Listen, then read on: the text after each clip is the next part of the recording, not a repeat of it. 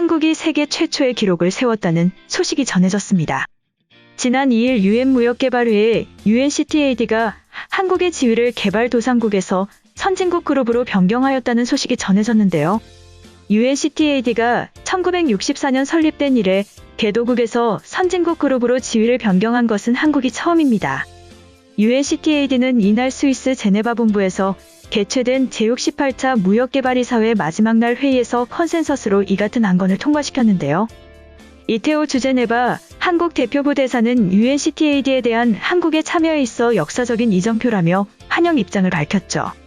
그는 무역의 역할을 언급하지 않고는 오늘날 한국의 발전을 설명할 수 없다면서 이번 지위 변경이 무역은 경제 발전을 위한 중요한 도구라는 UNCTAD의 격언을 진정으로 증명한 것이라고 말하였습니다. 이어 한국은 더 많은 국가들이 무역과 개발의 긍정적 시너지를 활용할 수 있도록 UNCTAD 내에서의 기존 개발 기여를 계속 유지할 계획이라고 밝혔는데요. 앞서 이 대사는 68차 이사회의 둘째 날인 지난달 22일 한국은 경제협력개발기구 OECD에서 6번째로 큰 무역을 위한 원조 공여국으로 다른 OECD 공여국과 함께 UNCTAD에서 참여를 더욱 더 제도화하는 방안을 모색하고 있다며 지위 변경 의사를 요청하였죠. 이번 지위 변경에 대해 주제네바 파키스탄 대표부 대사는 개도국 그룹 중 아시아 태평양 그룹을 대표해 한국이 여러 그룹 사이에서 조정자 역할을 해주기를 희망한다고 말했으며 EU 역시 한국의 선진국 그룹 포함을 축하한다고 밝혔습니다. UNCTAD는 창설 결의에 따라 공식적으로 아시아와 아프리카 등 주로 개도국이 포함된 그룹 A와 선진국의 그룹 B, 그리고 중남미 국가가 포함된 그룹 C, 러시아 및 동구권의 그룹 D 등 4개 그룹으로 구성되어 있죠.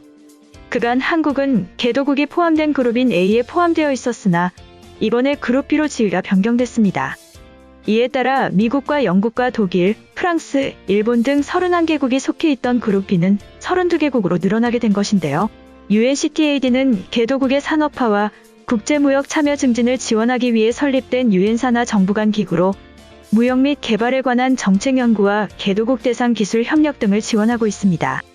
한편 유럽에서 한국이 일본을 제치고 시장을 점령하고 있는 것으로 밝혀졌죠.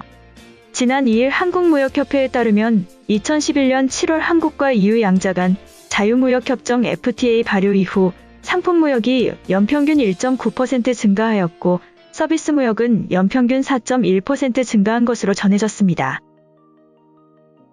한국은 아시아 국가 중 가장 먼저 EU와 FTA를 체결하였고 일본은 뒤늦은 2019년 2월에 시장을 개방하였고 싱가포르 2019년 11월, 베트남 2020년 8월 순으로 뒤를 이었죠.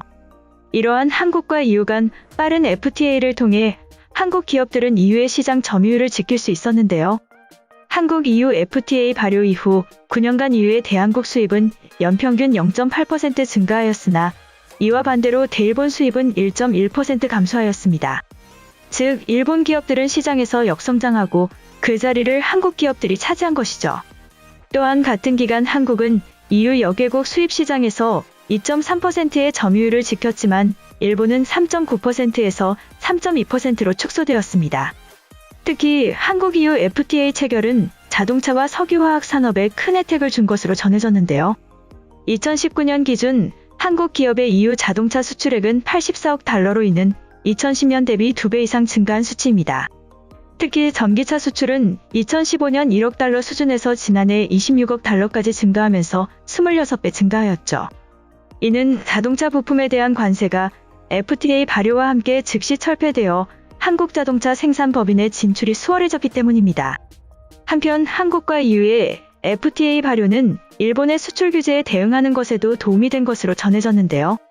한국은 일본의 수출 규제 이후 소재, 부품, 장비 분야에서 수입처 다변화에 노력하였고 한국 EU FTA는 이러한 수입처 다변화에 큰 기여를 한 것으로 전해졌습니다.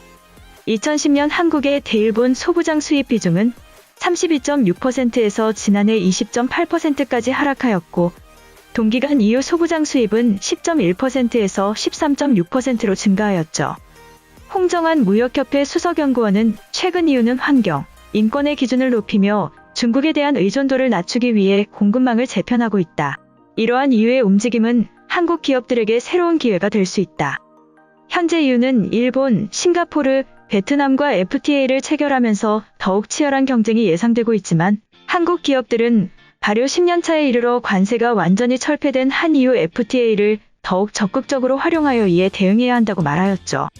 다음으로 한국의 생트집 잡고 있는 중국에 대해서 말씀드리겠습니다. 국내 SPA 브랜드인 스파우가 모던 한복 브랜드 리슬과 협업하여 출시한 생활 한복에 대해 중국 누리꾼들이 분노하고 있다는 소식이 전해졌는데요. 중국 네티즌들은 중국어와 영어로 스파우 트윗 글을 리트윗하며 중국 송나라 의상을 훔쳐가는 것이냐, 중국 의류 문화를 사랑하는 한국 네티즌 여러분 감사합니다. 한국은 도둑이다고 말하며 비판의 목소리를 높이고 있는데요.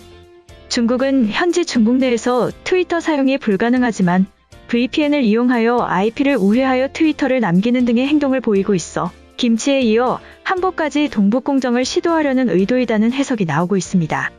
이들은 스파오에서 출시한 생활 한복이 송나라 시대 한족의 전통 복장인 한푸와 비슷하다고 주장하고 있는데요. 현재 중국에서는 한푸의 날이 따로 없다고 말하며 중국이 한복의 원조라는 의미로 국가기념일까지 제정하자는 제안이 나오고 있습니다. 하지만 한국은 이미 1997년부터 한복의 날을 기념하고 있는데요. 중국이 한복을 자신들의 문화라고 주장하는 것은 이번이 처음이 아닙니다. 지난해 중국 게임사가 출시한 모바일 게임상에서 한복을 중국 전통의상으로 표시하여 논란이 일기도 하였고, 지난해 방영하였던 중국 드라마 소주차만행에서는 시녀 역할의 배우들에게만 한복과 유사한 치마 저고리를 입혀서 등장하기도 하였죠. 이에 한국 누리꾼들은 한복을 중국 하위 문화로 인식시키려는 의도이다고 의혹을 제기하기도 하였습니다. 이러한 논란에 대해 지난 5월 한복고증연구소는 공식 블로그를 통해 한복과 중국의 복식에 유사점이 있다고 해서 한쪽이 다른 쪽을 모방했다고 말할 수 없다. 문화는 서로 교류하며 섞이기 때문이라고 설명하였는데요.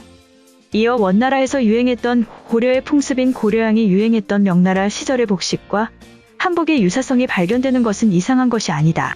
당시 중국에서는 고려의 풍습이 유행했기 때문에 당연히 중국에서 한복과 유사한 복장이 발견되는 것이다. 하지만 문제는 중국이 한푸를 자신들의 것이라고만 주장하고 있는 것이라고 말하였죠. 이러한 논란에 대해 서경덕 성신여대 교수는 중국인들이 한복을 두고 잡음을 만드는 것에 대해 한국의 전통문화와 대중문화가 세계인들에게 주목을 받으면서 위기감을 느끼고 있기 때문이다. 예전에는 서양 사람들이 아시아 문화의 중심을 중국으로 인식하였지만 한류가 확산됨에 따라 문화의 중심을 한국으로 인식하고 있기 때문이라고 말하였습니다. 이번 영상은 여기까지고요. 제 영상이 도움이 되셨거나 세계 속 반응 더 보고 싶다 하시는 분들은 구독과 좋아요, 알람 설정까지 부탁드립니다. 다음에 또 봐요. 안녕.